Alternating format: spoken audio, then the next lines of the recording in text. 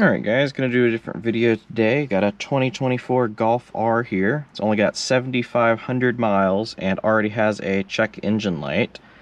So after scanning it, found this is a P045200, which is for the EVAP emissions control system pressure sensor, and it says input low. So there's a couple videos out there and a couple different things that can cause it. I'm going to show you what it was on this car, which was actually the map sensor for the EVAP system. But I'm also going to show you with the scanner here how to actually verify using the logging function and everything to see what your specific issue is. Because it can be a couple things. It can be the gas cap. I think that's fairly common. It can be this, which is I think probably the second most common issue, and then there's apparently a fuel head issue, but all of those things are going to have some different information. So going to show you how to look at that, and that way you can figure out what part you need to replace, or at least narrow it down a bit before you just start blindly replacing stuff or taking it to the dealer. And I'll put a link in the description for this part number. I think there's a couple options. Again, this is 2024, but this part number seems to be pretty common across all Audi and Volkswagen models. So I think this will probably work for the entire Mark 8 range. But I'll put that link. I got it from ECS Tuning, and I think it was about $55 delivered. So not really worth the effort. Since this is tuned, trying to bring it to the dealership and deal with them, I'm just going to fix it myself here and show you guys how to do it. So I'm going to start this up and show you guys how you can do the logging for this really quick.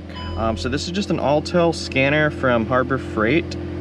It's pretty decent overall. The interface is a little clunky to use compared to some other stuff, but it does have about everything that you could need. It's pretty cost effective for all that it can do. I know on my RS3 it could do the rear brakes and, you know, retract the calipers. It could do some of the DSG stuff. So overall pretty capable, and it's a lot easier to use than VCDS. So I'll fast forward through this when I find these parameters. Again, this interface isn't the most user-friendly. Basically what this does is put everything from the ECU live, and you can see the values. And what we're going to look for is there's an emissions pressure value, and what I found on this is it's pegged at 9999. And that is indicating that the sensor is just not reading properly. So we're going to replace this sensor that I have here, clear the code, start it back up, and verify that that code goes away, and also see what the sensor should be reading. Okay, so I found it right here.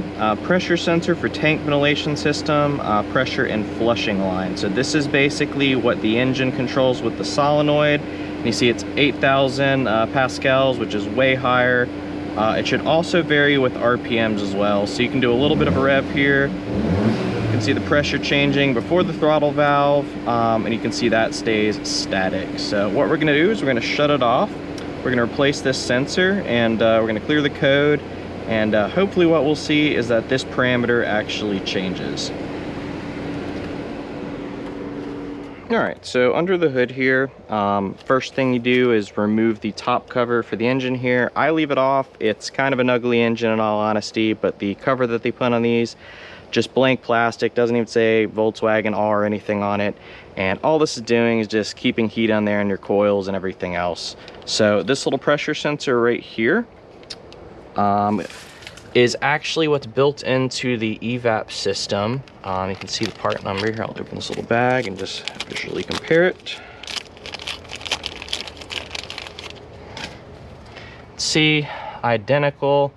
Does have a slightly different code here for the date. So I don't know if this is something that they changed and it's a different revision of the sensor, or if it's just known to be a faulty part. So I'll get that where it's switched off here, and we can check it out and compare. So these are pretty easy. There's a little lock there, and then you can just kind of push down on the front right there, pull up, so pull this back, and then the whole thing should toggle up like that. But what I found is prying up on the front here, sometimes with a small screwdriver, is usually a little easier. And as far as how this thing attaches, you can see in the sensor itself, it just has these little flat pieces right here, and these little plastic pegs on the side hold this thing down, and it's just an O-ring seal. So I'm going to run, I think, and grab a screwdriver, maybe 2, just to wedge that so I don't take a chance at cracking this plastic. But it is just an O-ring seal. I'm also going to grab some silicone while I'm in there to lube that up, or maybe a little WD-40 just to make sure it goes in there nicely, and then we'll swap that out. Alrighty, and a couple different tools here. I think what I'm going to try first is these little micro screwdrivers. These are pretty decent for getting plastic loose. So I'm going to start at the back. You can see where those are just kind of loosened up. Loosen the front ones, and then just kind of pry up, get it past the locking position.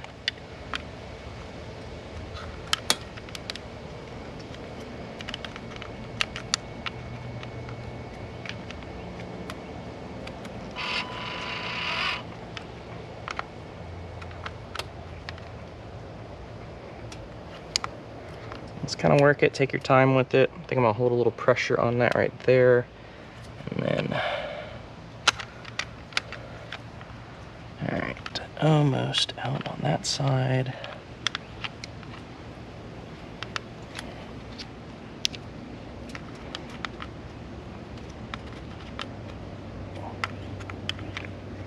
There we go, got it to pop out. So you can see it's got a little bit of oil on it, but no really signs of it acting any different. You can see the part number revision there is a little different, and I'll type those out and compare it. But again, sensor appears to be identical. The top part number right here is the same. So again, I'm thinking it might have been something revised, hopefully improved, and won't give us any more issue. And this actually already has a little oil on it, so what I'm going to do is just use that, lube up the O-ring a little bit, and snap it back in here.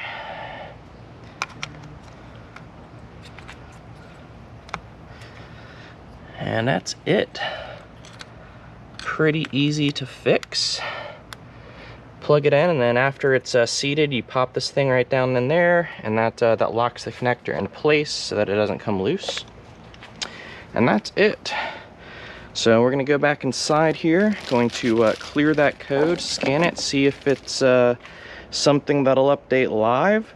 I don't know how this ECU is actually controlling this. I know on my Corvette, it acts a little different. It only opens based on certain loading conditions.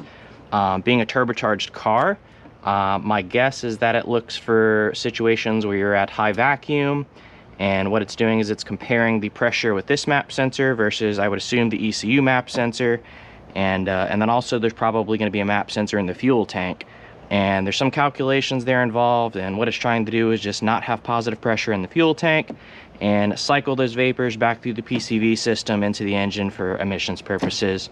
And if that doesn't work properly, as I learned on my turbo vet, I just sent 10 pounds of boost to the gas tank and blew up my charcoal canister. So luckily nothing bad happened, but you want to make sure this stuff works properly. And again, you know, quick and easy fix, better off just catching it early. And it's 100 degrees in South Carolina today, so I'm going to close the door and take advantage of the AC while it's hooking up here.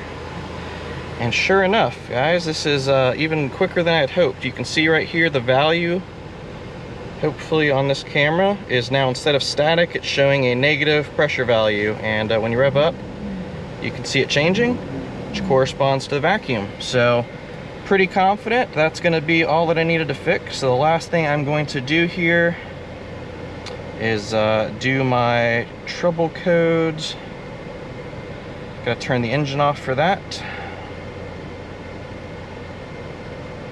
You can see now I have 2 codes. I'm guessing the reason here is because I unplugged it and didn't unplug the battery. Again, emission sensor, not a huge issue. I'm gonna try erasing it with them on. Guess not, so let's turn it off.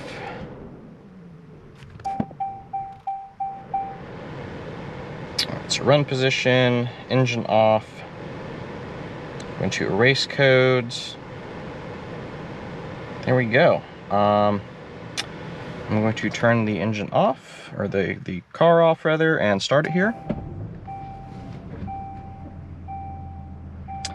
My check engine light is in fact gone, so it looks like the code's cleared. Sorry with the camera angle, probably can't see it, but check engine light's no longer on there. And this was a code after I cleared it. I had to drive it around a little bit, so I'm gonna drive it around just to double check and unplug my scanner and close my hood here, and we'll see how it does and report back. All right guys, so back from the test drive. Usually that code would come back on before even leaving my neighborhood. In this case, drove it about 5 or 6 miles, a couple different throttle conditions, different speeds, and didn't come back. So I think in my case it was just that one sensor. Pretty quick and easy fix for only 50 bucks, didn't have to deal with the dealership.